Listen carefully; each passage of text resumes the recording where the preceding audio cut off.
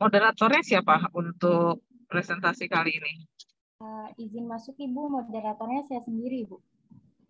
Ya, silakan langsung pandu ya. Kelompok 5 dulu presentasikan tentang konsep implementasinya, kemudian lanjut dengan kasus dari kelompok 6, baru kita diskusi. Gitu ya. Oke, Ya, dipersilakan. Assalamualaikum warahmatullahi wabarakatuh. Selamat sore, salam sejahtera bagi kita semua. Yang terhormat Ibu Pramita Iriana selaku dosen, yang terhormat Ibu Dr. Pramita Iriana, SKPM Biomed, selaku dosen metodologi keperawatan, dan teman-teman yang hadir pada sore hari ini. Sebelum memulai presentasi kelompok 5 dan 6, izinkan saya selaku moderator untuk memandu jalannya presentasi pada sore hari ini yang berjudul Implementasi Keperawatan. Kelompok 5A beranggotakan Jihan Sartika, Kayla Kamila, Meirisma Rahmawati, Najwa Afifa, Nasrul Khairul Abdillah Martinda, dan Misrina Wirunisa. Kepada kelompok dipersilakan untuk memaparkan materi. Pengertian implementasi. Di sini ada menurut Dr. Patricia Perry Anne Griffin Strokat Patricia 2013, implementasi dimulai setelah perawat mengembangkan rencana asuhan keperawatan. Rencana keperawatan dilakukan berdasarkan diagnosis keperawatan. Perawat memulai intervensi keperawatan untuk mencapai tujuan dan hasil yang diharapkan sehingga status kesehatan pasien dapat meningkat. Lalu yang kedua di sini ada menurut Cozier et al. 1995, proses pelaksanaan implementasi harus berpusat pada kebutuhan klien. Faktor-faktor lain yang mempengaruhi kebutuhan keperawatan, strategis implementasi keperawatan, dan kegiatan komunikasi. Selanjutnya, di sini ada tujuan implementasi keperawatan menurut Delaune dan Plattner 2011. Yang pertama ada membantu pasien untuk mencapai kesehatan yang optimal. Yang kedua, memfasilitasi pasien untuk mengatasi fungsi tubuh yang berubah. Selanjutnya ada prinsip-prinsip implementasi. Prinsip dalam pelaksanaan implementasi keperawatan menurut Cozier et al. 1995 adalah sebagai berikut. Yang pertama, berdasarkan respon klien. Yang kedua, berdasarkan ilmu pengetahuan, hasil penelitian keperawatan, standar pelaksanaan profesional, hukum, dan kode etik keperawatan. Yang ketiga, berdasarkan penggunaan sumber-sumber yang tersedia. Yang keempat, sesuai dengan tanggung jawab dan tanggung jawab profesi keperawatan. Yang kelima, mengerti dengan jelas pesanan-pesanan yang ada dalam rencana intervensi keperawatan. Yang keenam, harus dapat menciptakan adaptasi dengan klien sebagai individu dalam upaya meningkatkan peran serta untuk merawat diri sendiri atau self-care. Selanjutnya, menekankan pada aspek pencegahan dan upaya peningkatan status kesehatan, dapat menjaga rasa aman, harga diri, dan melindungi klien. Selanjutnya, memberikan pendidikan, dukungan, dan bantuan, bersifat holistik dan kerjasama dengan profesi lain. Next. Hubungan implementasi dengan tahap proses keperawatan. Ada 3 tahap proses keperawatan, yaitu yang pertama pengkajian, lalu diagnosa keperawatan, dan perencanaan memberikan dasar untuk tindakan keperawatan. Pada tahap implementasi menyediakan tindakan dan respon pasien di keperawatan yang aktual pada tahap akhir atau tahap evaluasi. Saat implementasi, perawat melakukan pengkajian ulang setiap kali kontak dengan pasien, mengumpulkan data tentang respon pasien terhadap tindakan keperawatan dan masalah kesehatan lain yang mungkin muncul. Berman, Schinder, and 2016. Adapun tindakan keperawatan yang rutin dilakukan termasuk pengkajian, seperti contohnya saat memandikan pasien lansia, perawat mengamati area yang kemerahan di daerah sakrum pasien, atau saat mengosongkan kantung urin kateter, perawat mengukur 200 ml urin berwarna coklat yang berbau menyengat. Selanjutnya.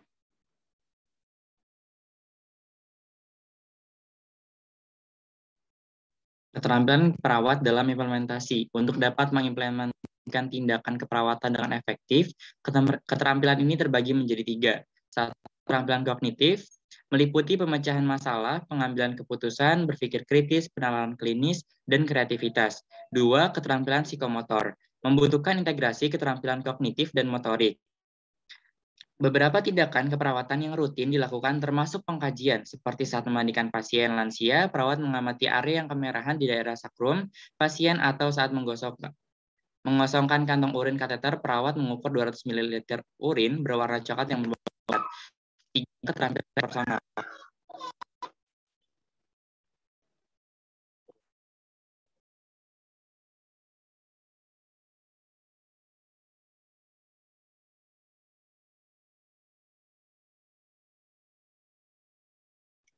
Ya, mohon maaf, dilanjut. Keterampilan interpersonal. Keterampilan interpersonal meliputi penyampaian pengetahuan, sikap, perasaan, minat, dan penghargaan terhadap nilai dia dan gaya hidup pasien ketika berinteraksi langsung satu sama lain. Selanjutnya. Proses implementasi menurut DeLong and Reitner 2011, Potter et al. 2013, Berman, Zinder, dan Frenzen 2016, persiapan yang dilakukan sebelum melakukan implementasi untuk memastikan asuhan keperawatan yang diberikan efisien, aman, dan efektif. 1. Pengkajian ulang. Pengkajian adalah proses berkelanjutan yang terjadi setiap kali perawat berinteraksi dengan pasien. Pengkajian ulang ini berupa pengumpulan informasi tambahan untuk memastikan bahwa perencanaan masih sesuai. Data baru mungkin menunjukkan kebutuhan untuk mengubah prioritas atau tindakan keperawatan. 2. Ada penetapan prioritas, meninjau perencanaan keperawatan dengan membandingkan data pengkajian dan validasi diagnosa keperawatan. 3. Ada alokasi sumber daya. Perawat perlu mengorganisir sumber daya meliputi fasilitas peralatan dan personal, pasien, dan lingkungan ketika melakukan implementasi agar tindakan keperawatan tepat waktu, efektif, dan efisien. Menurut Potter et al. 2013. Keempat, ada intervensi keperawatan. Kelima, ada dokumentasi tambahan dan respon pasien. Perawat menyelesaikan tahapan implementasi dengan mencatat tindakan yang telah dilakukan dan respon pasien dalam catatan perkembangan pasien. Tindakan keperawatan tidak boleh dicatat sebelum dilakukan perawat, harus melakukan pengkajian ulang untuk menentukan tindakan dapat dilakukan atau tindakan tidak dapat dilakukan. Selanjutnya. Ya, selanjutnya di sini ada jenis implementasi. Ketika perawat melakukan intervensi yang telah diidentifikasi pada tahap perencanaan, perawat sedang mengimplementasi perencanaan tersebut dan perawat berperan secara mandiri atau kolaboratif. Menurut Tyler et al. 2011 membedakan tindakan keperawatan dalam 3 jenis berikut. Yang pertama ada tindakan keperawatan independen. Tindakan ini adalah tindakan inisiatif perawat. Merupakan pelaksanaan intervensi yang ditentukan oleh perawat sebagai hasil pengkajian perawat terhadap kebutuhan pasien yang dituliskan pada perencanaan keperawatan. Yang kedua ada tindakan keperawatan dependen. Tindakan keperawatan dependen ini tindakan keperawatan atau inisiatif dokter mencakup pelaksanaan tindakan yang diinstruksikan oleh dokter. Perawat tetap bertanggung jawab atas instruksi tindakan yang dilakukan sehingga perlu melakukan klarifikasi atas instruksi yang diberikan oleh dokter.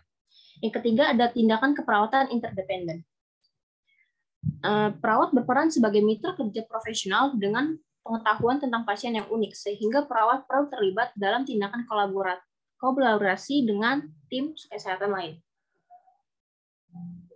Sehingga perawat perlu dalam tindakan ini kolaborasi dengan tim kesehatan lain. Bisa di next. Selanjutnya ada tipe implementasi, Nursing Intervention Classification atau NIC mendefinisikan intervensi keperawatan sebagai tindakan berdasarkan pengkajian klinis dan pengetahuan yang dimiliki perawat untuk meningkatkan kesehatan pasien idealnya. Tipe implementasi dibagi menjadi 2, ada tindakan keperawatan langsung atau direct care. Tindakan keperawatan langsung ini menurut Potter et al. Tahun 2013, tindakan yang dilakukan perawat melalui interaksi dengan pasien Semua tindakan keperawatan langsung membutuhkan praktik yang kompeten dan aman.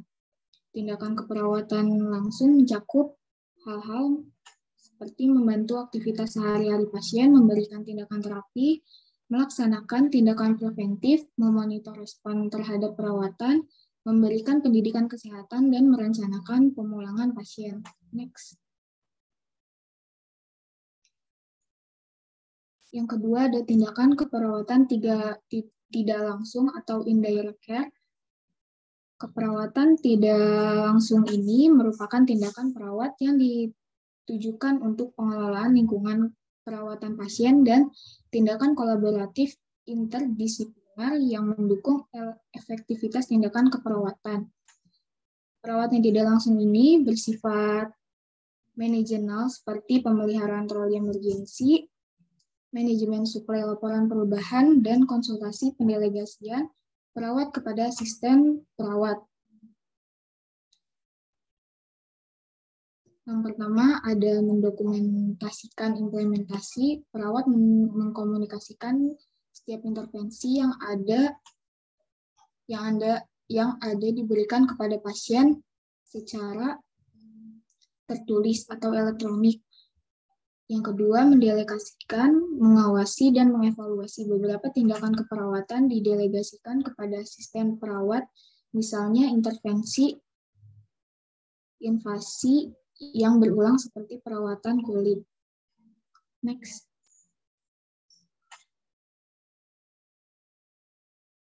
Ya, sekian presentasinya, saya kembalikan kepada moderator.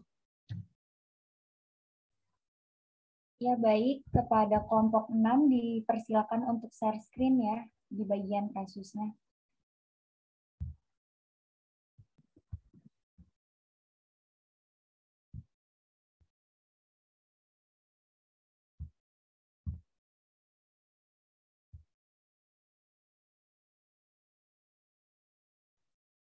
Ya, kelompok 6 beranggotakan Novia Setyaningsih, Nur Eliza Putri Kusuma Wardani, Ratu Fatimah Prilita Rukman, Reski Indeswa Putri, Rizky Hairul Nisa, Rizka Permata Oktaviani. Kepada kelompok 6 dipersilakan untuk melanjutkan presentasinya ya.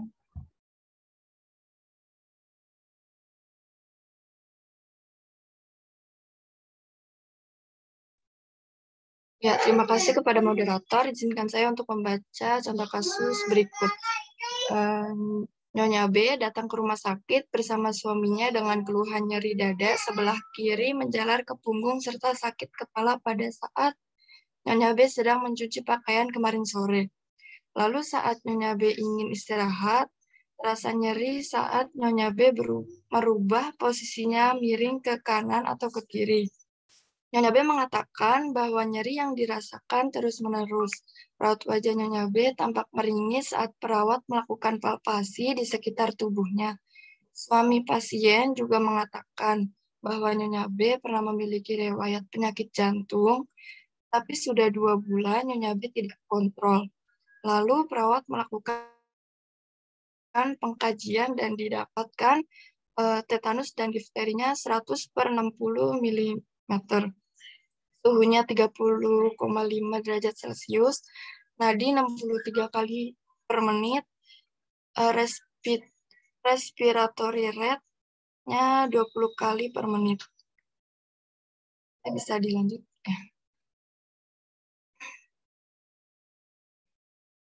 Terdapat analisis data dari kasus tersebut. Data subjeknya, pasien mengatakan bahwa ia merasa nyeri di dada kiri menjalar ke punggung belakang. Pengkajian nyeri PQRST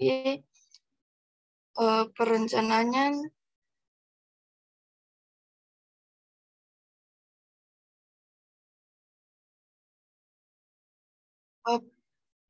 P provokatif atau paliatifnya nyeri muncul saat pasien miring kiri atau kanan dan dada dan pada saat istirahat. Q kualitas atau kuantitas, nyerinya menjalar hingga ke punggung belakang. R region atau radiasi di bagian dada kiri menjalar ke punggung belakang. S skala severitasnya 4, bisa dibilang nyeri sedang. Timingnya, nyerinya terasa terus-menerus. Data objektifnya, pasien terlihat meringis, nadi 63 kali per menit, respiratory rate 20 kali per menit. Etiologinya agen cedera biologis atau iskemik. Masalahnya pasien nyeri akut. Data subjektif kemudian pasien mengatakan bahwa ia merasa lelah. Data objektifnya pasien tampak lemah, terpasang oksigen nasal kanul 4 ppm. Pasien dirasakan untuk bed rest, ADL, makan atau minum, toileting, personal hygiene, dibantu oleh perawat dan keluarga. EKG gelombangnya terbaik, inversi Dillard 2, 3, dan AF 4. Dan AF. Etiologinya ketidakseimbangan antara suplai dan kebutuhan oksigen. Masalahnya intoleransi aktivitas.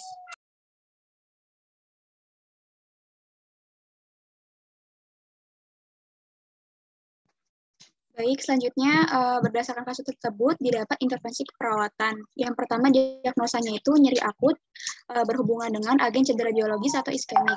Tujuannya setelah dilakukan tindakan diharap nyeri pada klien dapat berkurang.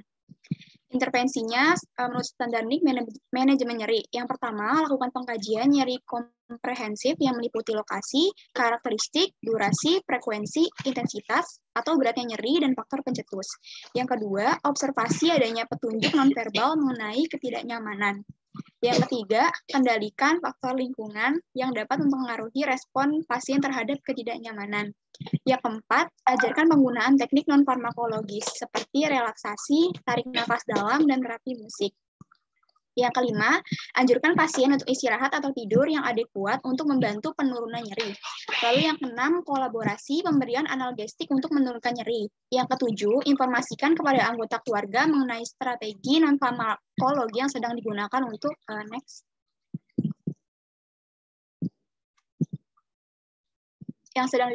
untuk mendorong keluarga dapat terlibat dalam perawatan pasien. Lalu diagnosa kedua itu intoleransi aktivitas berhubungan dengan ketidakseimbangan antara suplai dan kebutuhan oksigen. Tujuannya itu yang pertama, setelah dilakukan tindakan keperawatan, diharapkan intoleransi aktivitas dapat berkurang sampai diatasi. Lalu yang kedua, klien dapat memenuhi kebutuhannya sendiri. Dan ketiga, diharap kondisi klien menunjukkan perbaikan dan klien dapat melakukan aktivitas sesuai toleransi. Intervensinya itu manajemen energi. Yang pertama, kaji status fisiologis pasien yang menyebabkan kelelahan. Yang kedua, monitor lokasi dan sumber ketidaknyamanan atau nyeri yang dialami pasien selama aktivitas. Yang ketiga, batasi stimuli lingkungan yang mengganggu, misalkan cahaya atau bising, untuk memfasilitasi relaksasi. Yang keempat, tingkatkan tirai baring atau pembatasan kegiatan, misalnya meningkatkan jumlah waktu istirahat pasien. Lalu yang kelima, bantu pasien dalam aktivitas sehari-hari yang teratur sesuai kebutuhan pasien. Yang keenam, monitor respon oksigen pasien, misalnya tekanan nadi, tekanan darah, respirasi, dan tanda vital lainnya. Bisa dilanjut?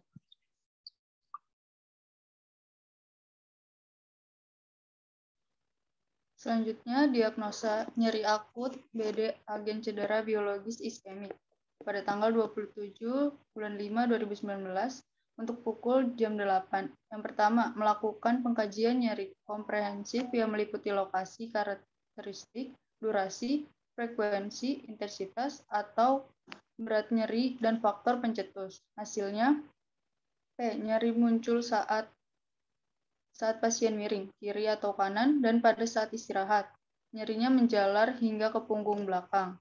Di bagian dada kiri menjalar ke punggung belakang, skala 4, nyeri sedang. Untuk pukul 8:03, mengobservasi adanya ketidaknyamanan, ekspresi, dan gerak-gerik.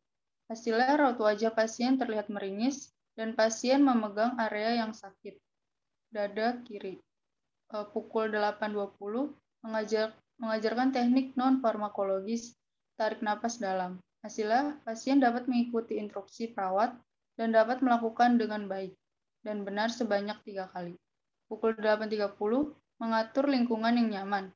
Hasilnya, menutup tirai ketika pasien tidur dan membatasi pengunjung. Respon klien, pukul 14, pasien mengatakan bahwa ia masih merasa nyeri. Skala nyeri 4, nyeri sedang. Objektifnya, pasien tanpa meringis, tekanan darah 110/70 mmHg, nadinya 63 per menit, RR 20 kali per menit. Masalah belum teratasi. Intervensi dilanjutkan. Yang pertama, lakukan pengkajian nyeri komprehensif yang meliputi lokasi, karakteristik, durasi, frekuensi, intensitas atau beratnya nyeri, dan faktor pencetus. Yang kedua, observasi adanya petunjuk nonverbal mengenai ketidaknyamanan. Yang ketiga, ajarkan penggunaan teknik nonfarmakologis seperti relaksasi, tarik nafas dalam, terapi musik. Yang keempat, kolaborasi, pemberian analgesik untuk menurunkan nyeri. Selanjutnya.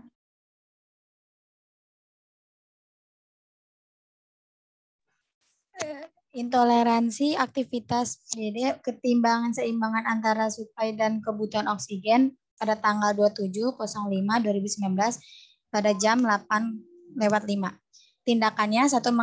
Mengkajikan penyebab membuat pasien merasa kelelahan. Hasil pasien mengatakan bahwa jika ia bergerak miring atau kanan membuat pasien telah dan sesak napas. 2. Menganjurkan pasien untuk tidak baring, membatas kegiatan seperti menimbangkan jumlah waktu istirahat pasien.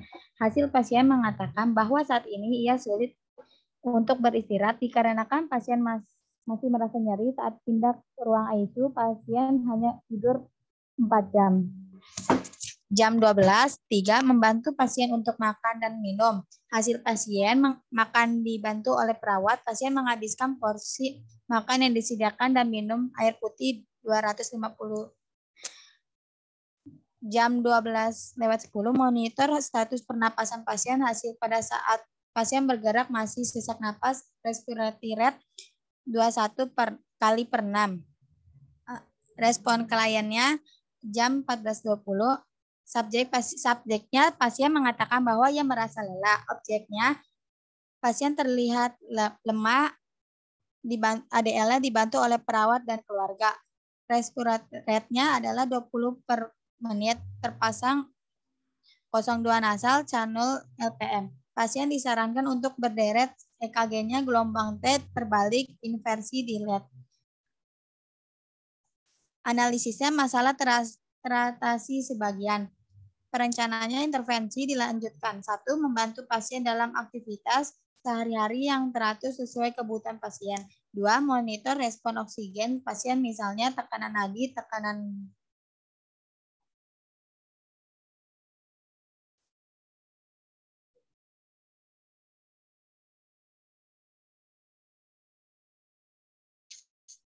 Mohon maaf, ada kendala.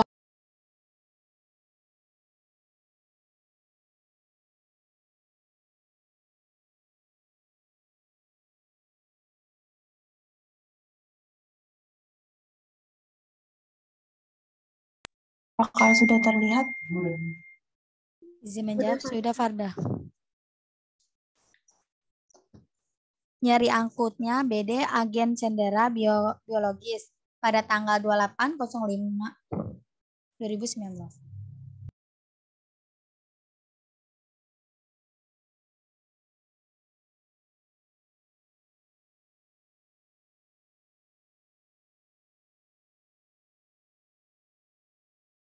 Mohon maaf, ada slide selanjutnya.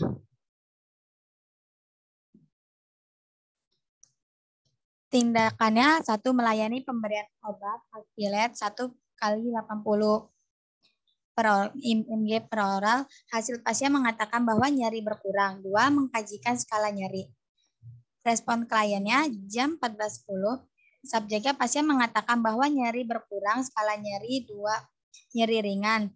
Objeknya, tekanan darah 120/70 mg, nadinya 83. Next.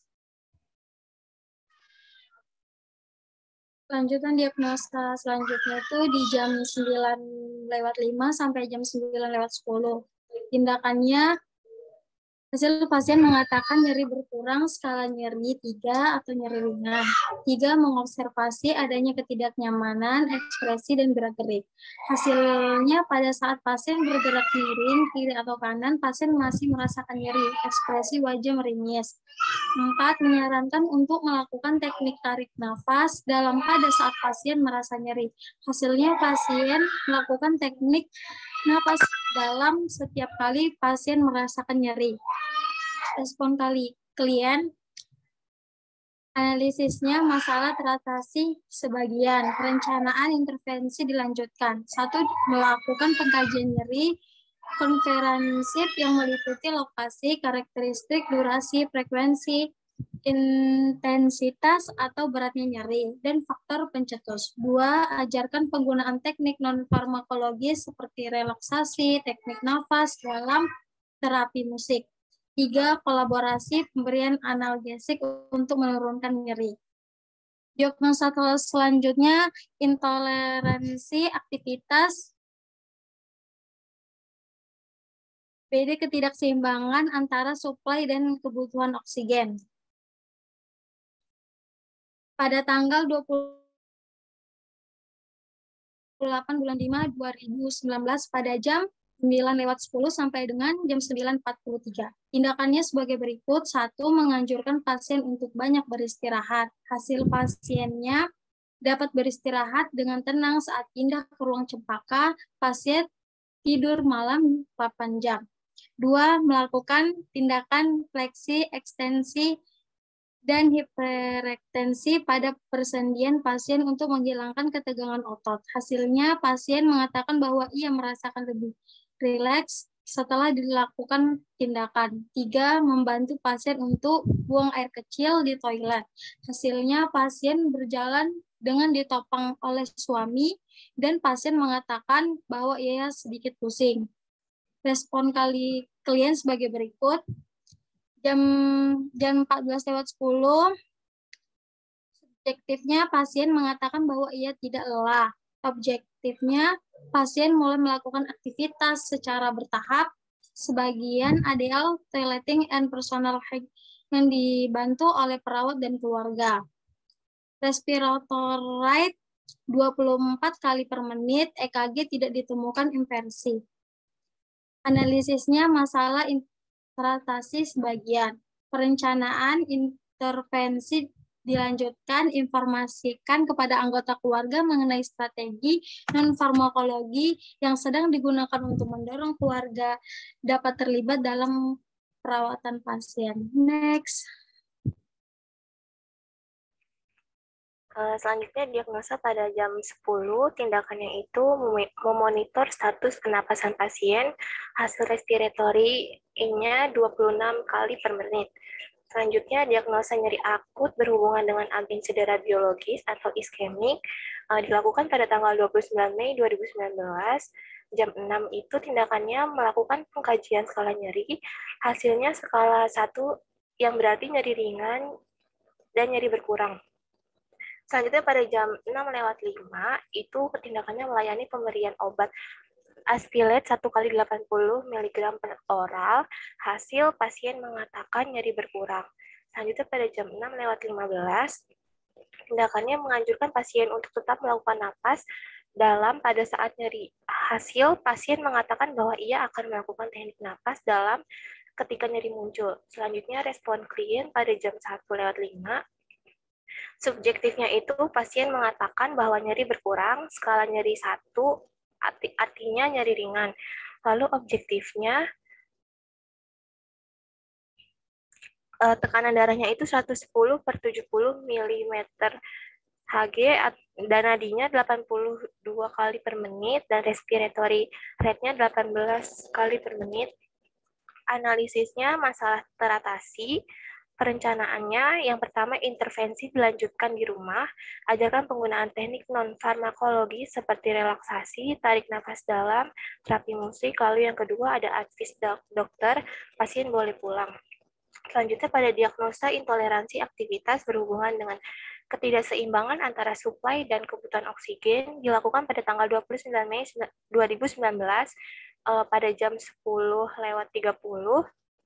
Tindakan yang dilakukan mengobservasi tanda-tanda vital, hasil tekanan darahnya 100/70 mmHg, nadinya 80 kali per menit, suhunya 36,5 derajat Celcius, dan respiratory rate-nya 20 kali per menit. Lalu respon kliennya pada jam 14:10, subjektifnya pasien mengatakan bahwa ia tidak lelah. Objektifnya yang pertama, pasien mulai beraktivitas secara bertahap, yaitu makan atau minum. Toileting dan personal hygiene dapat dilakukan dengan mandiri. Yang kedua, respiratorinya 18 kali per menit. Lalu analisisnya masalah teratasi. Perencanaannya itu intervensi nomor dilanjutkan di rumah, dapat dilakukan dengan membantu pasien dalam aktivitas sehari-hari yang teratur sesuai kebutuhan pasien. Next. Baik, sekian presentasi dari kelompok 6. Saya serahkan kepada moderator. Baik, kelompok 5 dan 6 membuka sesi pertanyaan. Masing-masing kelompok itu membuka 2 sesi pertanyaan. Kepada yang ingin bertanya,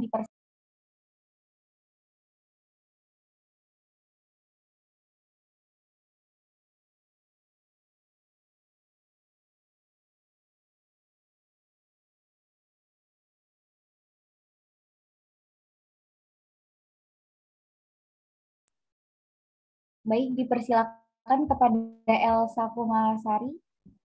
Baik, terima kasih moderator. Sebelumnya saya Elsa Kumalasari izin bertanya pada kelompok 6.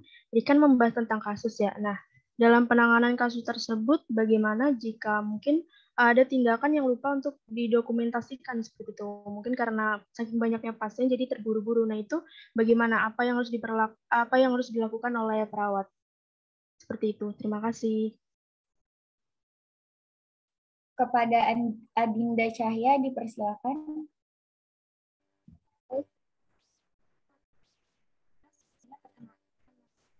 Mohon maaf suaranya Adinda. Apakah sudah terdengar? Ya, baik, terdengar. Baik, izin mengulang. Sebelumnya perkenalkan, nama saya Adinda Cahya. Saya ingin bertanya pada kelompok 5. Keterampilan perawat dalam proses implementasi. Nah, tadi disebutkan juga ada 3, yaitu cognitive skill, systematic skill, dan interpersonal skill. Yang ingin saya tanyakan itu, apa yang terjadi jika perawat itu hanya menerapkan satu keterampilan tersebut, atau bahkan ketiga keterampilan tersebut itu tidak diterapkan. Terima kasih. Ya, mohon maaf Adinda karena suaranya terlalu kecil, bisa ditulis saja di kolom chat. Ya, terima kasih. Selanjutnya kepada Vini Sarwatul Mufidah, dipersilakan. Baik, terima kasih pada moderator. Ya, perkenalkan, nama saya Vini Sarwatul Mufidah. Saya ingin bertanya pada kelompok 5. Tadi disebut pada proses implementasi terdapat penetapan prioritas. Nah, pada penetapan prioritas itu dilihat dari berdasarkan apanya? Terima kasih. Selanjutnya kepada Yeni Chandra, dipersilakan. Baik, terima kasih moderator. Perkenalkan, saya Yeni Chandra Tiaswati, izin bertanya untuk kelompok 6. Dalam kasus ini, apa saja pertimbangan perawat yang harus dilakukan dalam kasus tersebut saat mengambil keputusan dalam implementasi? Terima kasih. Ya, baik, terima kasih kepada yang sudah bertanya. Kepada kelompok dipersilakan untuk menjawab ya, untuk mempersingkat waktu.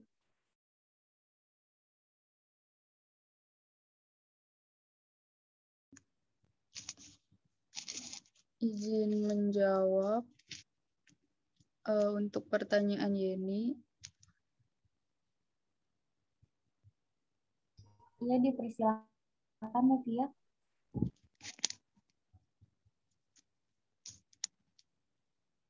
Ditunggu sebentar.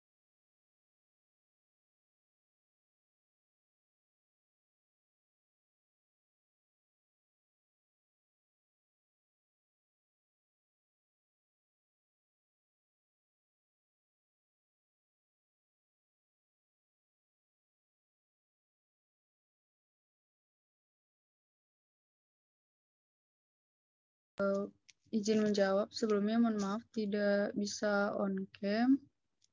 Izin menjawab untuk pertanyaan dari Elsa.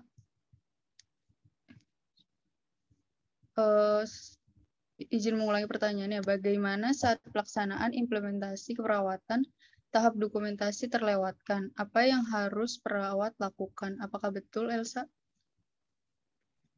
Iya betul, kurang lebih seperti itu, Novi.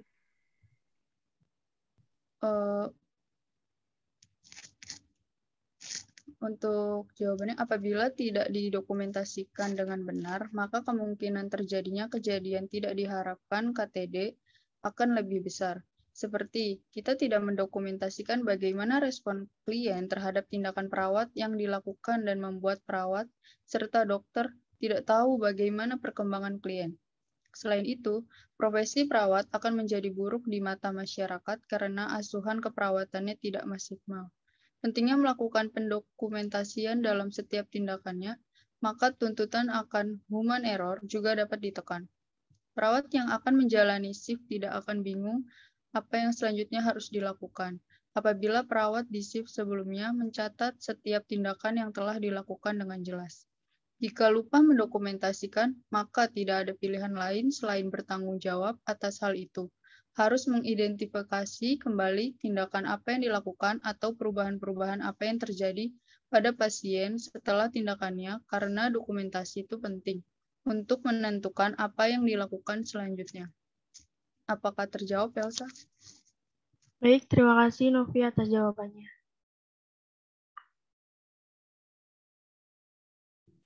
Izin masuk, saya akan menjawab pertanyaan dari Vini. Tadi kan ditanya penetapan prioritas itu dilihat berdasarkan apa? Penetapan prioritas itu bisa dilihat dari masalah mana yang dianggap paling penting oleh perawat, pasien, keluarga, atau orang terdekat pasien. Yang kedua, tindakan yang dijadwalkan sebelumnya oleh departemen lain, misalnya pembedahan, pemeriksaan, diagnostik. Yang ketiga, sumber daya yang tersedia. Berikut jawabannya. Terima kasih. Izin menjawab pertanyaan dari Yeni. Izin mengulangi lagi pertanyaannya. Apakah saja pertimbangan perawat yang harus dilakukan dalam kasus tersebut saat mengambil keputusan dalam implementasi? Apakah itu soalnya, Yeni? Iya benar, Ratu. Kalau jawabannya, perawat harus mengetahui tentang hak-hak pasien serta dalam memahami tingkat perkembangan pasien. Jadi saat kita tahu bagaimana perkembangan pasien, maka kita harus berpikir kritis mengenai tindakan implementasi apa yang harus dilakukan kepada pasien. Perawat harus mengetahui teknik komunikasi yang jelas dari pasien. Perawat harus mendengarkan keluhan klien atau tindakan yang dilakukan keluhan klien yang saat dibutuhkan dalam melakukan tindakan implementasi apa yang harus dilakukan. Apakah cukup jelas ya, Mi? Terjawab, Ratu. Terima kasih. Sama ya, nih. Izin masuk, moderator izin menjawab pertanyaan dari Adinda Cahya. Pertanyaannya, apa yang terjadi jika perawat tidak melakukan salah satu atau bahkan semua keterampilan dalam implementasi? Jadi, keterampilan dalam implementasi itu ada kognitif, psikomotor, dan interpersonal. Jadi, pada 3 keterampilan ini dapat menghasilkan keefektifan dalam melakukan implementasi. Nah, jadi jika perawat tidak menerapkan salah satu atau bahkan semua keterampilan itu, maka implementasi atau tindakan yang dilakukan oleh perawat akan menjadi tidak efektif. Misalnya, jika perawat tidak memiliki keterampilan kognitif, maka perawat tidak dapat mengetahui tindakan apa yang akan diberikan kepada klien dan tidak mengerti tentang kebutuhan klien akan penyakitnya. Dan ini dapat menyebabkan tidak terpenuhinya capaian kesehatan klien. Apakah sudah jelas, Adinda? Terima kasih.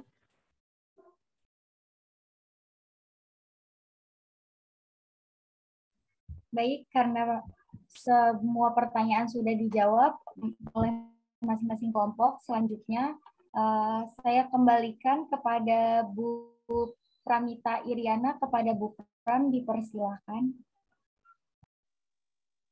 Ya, terima kasih. Tadi sudah dijawab ya semuanya pertanyaan-pertanyaan dari audiens. Ini yang nanya kelompok yang menjawab kelompok 5 saja atau campur dengan kelompok 6? Izin menjawab, Ibu, campur. Campur ya. Oke, saya hanya menyoroti saja untuk tadi kelompok 6 sudah menyampaikan kasus ya. Walaupun yang menyampaikan kelompok 6, tapi nanti kelompok 5 juga kalau memang ada yang senada, tolong diperbaiki ya. Yang pertama, ketika kita menyampaikan kasus itu harus real. Ini kan kasusnya pasiennya nyeri sampai ke belakang dan sakit jantung. Tulis tanda-tanda vitalnya, terutama pernafasan dan nadinya nggak matching dengan keluhan yang digambarkan nyerinya seperti itu gitu. Jadi kalau mau bikin kasus, dibaca dulu. Kalau kasus-kasus yang ada pasien yang mengeluh nyeri itu kan ada levelnya ya, dari level 1 sampai 10. Nah, kalian kan sudah belajar belum untuk terkait dengan nyeri? Kalau sudah belajar, nyeri level 7 itu biasanya gambaran tanda-tanda vitalnya seperti apa, itu harus tahu. Jadi tadi, seperti yang disampaikan yang terakhir ya pertanyaannya, bahwa perawat itu harus memiliki kemampuan kognitif.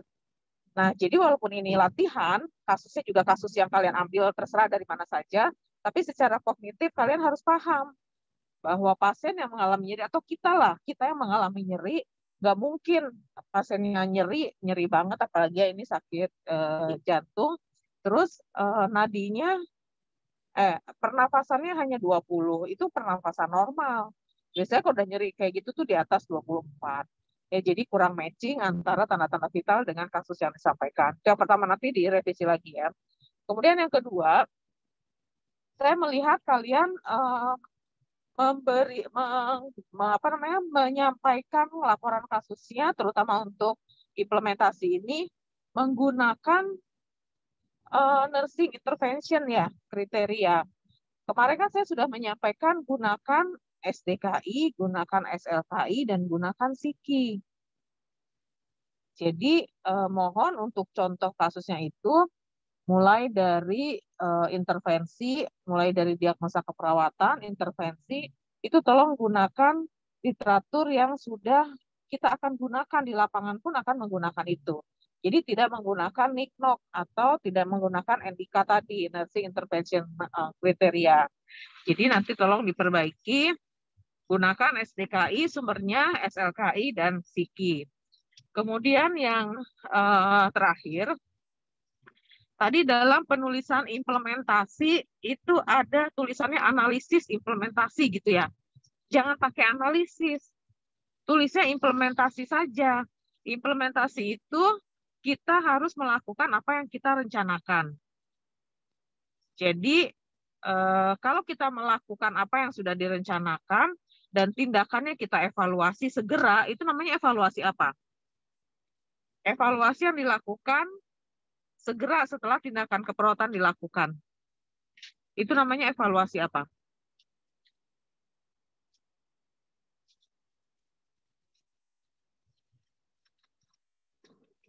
Halo? Evaluasi kan ada dua. Kalau evaluasi di setiap tindakan yang kita lakukan, namanya evaluasi apa?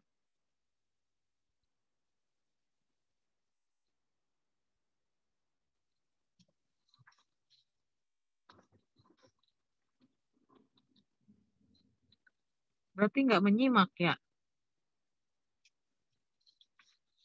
Kemarin diskusi dengan saya kelompok 5 dan 6 kan sudah saya sebutkan juga. Evaluasi apa? Kalau di Izin akhir, menjawab, Ibu. Hah? Evaluasi sumatif. Hah? Evaluasi sumatif. Evaluasi sumatif itu evaluasi yang dilakukan di akhir. SOAP itu evaluasi sumatif. Biasanya dilakukan sesuai dengan kriteria waktu yang kita tetapkan di intervensi.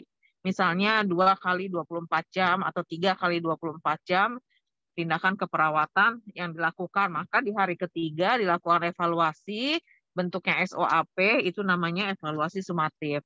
Kalau diimplementasi, tindakan keperawatan yang dilakukan misalnya mengukur tanda-tanda vital, respon subjektifnya, pasien tidak merasa demam misalnya, atau pasien merasa nyaman. Terus objektifnya suhunya sekian, tekanan darahnya sekian. Nah, evaluasi yang langsung seperti itu namanya apa? Izin menjawab, Ibu, evaluasi formatif. Evaluasi formatif, jangan lama jawabnya, ini kan udah berulang-ulang disampaikan. Jadi evaluasi yang segera setelah tindakan keperawatan namanya evaluasi formatif, evaluasi yang sesuai dengan kriteria waktu yang ditentukan di intervensi itu namanya kriteria evaluasi sumatif ya. Nah, jadi implementasi yang tadi sudah disampaikan oleh kelompok 6, evaluasinya responnya jangan pakai SOAP, itu namanya evaluasi sumatif. Harusnya di samping tindakan keperawatan, responnya itu SO saja. Ya, itu artinya evaluasi yang dilakukan secara evaluasi formatif. Jadi hanya subjektif dan respon objektif. Tolong nanti diperbaiki ya kelompok 6 dan kelompok 5. Ya. Mungkin itu saja masukan dari saya. Terima kasih untuk kerjasama kalian yang baik ya. Mohon ini bisa diteruskan untuk perkuliahan selanjutnya dengan dosen siapapun. Untuk revisinya disegerakan ya kelompok 5 dan kelompok 6, terutama untuk laporan kasusnya. Gitu ya. Terima kasih sekali lagi untuk kerjasamanya. Saya akhiri saja untuk pertemuan sore ini. Selamat sore. Assalamualaikum warahmatullahi wabarakatuh. Waalaikumsalam warahmatullahi wabarakatuh. Terima kasih, Ibu. Terima Ya, kasih, ya. Ibu, Baik, Ibu. Ya. Mohon maaf, izin bertanya. Terkait konsul kelompok 7 dan 8, Ibu. Apakah iya. Nanti malam aja ya, jam 7 ya. Atau mau sekarang? Tapi gabung kelas AB-nya. Ini udah maghrib belum sih? Belum ya, nanti aja jam 7 ya. Baik, Ibu. Ibu izin masuk, Ibu, untuk kelas RKI sepertinya ada jam makul lain, Ibu. Iya, biar aja RKI nanti belakangan, kalian aja kelas AB dulu. Iya, baik. Terima kasih, Ibu. Ya, jam 7. Oke, terima kasih ya. Saya live ya. Baik, Ibu. Baik, Ibu. Terima kasih. Ibu.